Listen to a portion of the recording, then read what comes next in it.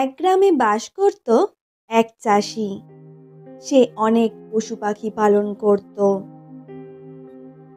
চাষবাস করে তার বেশ ভালোভাবেই সংসার চলত।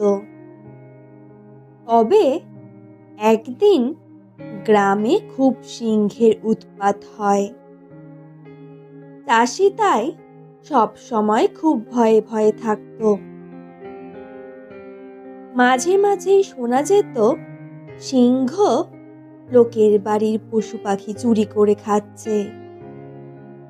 একদিন চাষি চাষাবাদ করে বাড়ি ফিরল।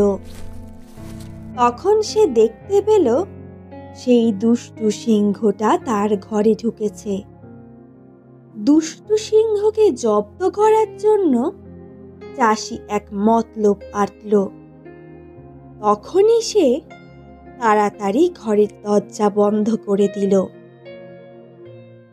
তবে সেই ঘরেই ছিল চাষির সব পশু পাখি।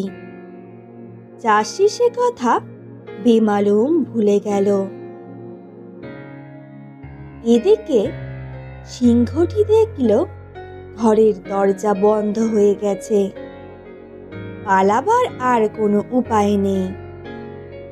তখন সে ভয়ঙ্কর গর্জন করতে লাগলো। সিংহের গর্জন শুনে বাকি সব পশু পাখিরা ভয়ে তটস্থ হয়ে গেল।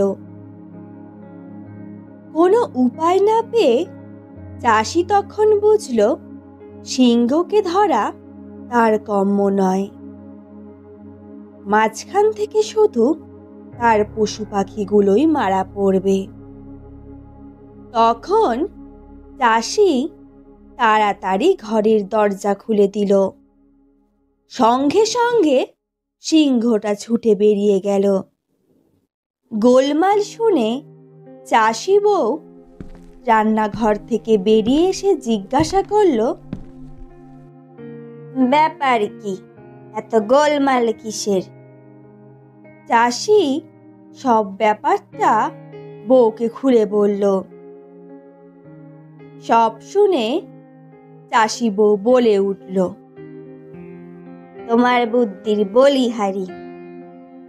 যে জন্তুকে দেখলে সকলে ভয়ে পালায়, আর তুমি কিনা তাকে ধরবে বলে দরজা দিয়ে দিয়েছিলে।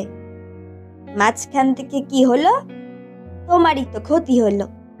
পশু পাখিগুলো কটা মারা গেল। দরজা খোলা থাকলে একটা দুটো পশু নিয়ে এসে পালাতো। যেমন তোমার বুদ্ধি তেমনই শিক্ষে হয়েছে। এই বলে চাষি বউ ঘরে চলে যায়।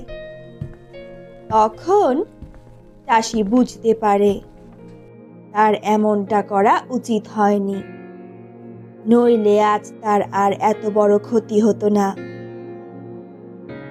বন্ধুরা, এরকম আরো সুন্দর সুন্দর গল্প শুনতে অবশ্যই একটা লাইক করে চ্যানেলটাকে সাবস্ক্রাইব করতে ভুলো না।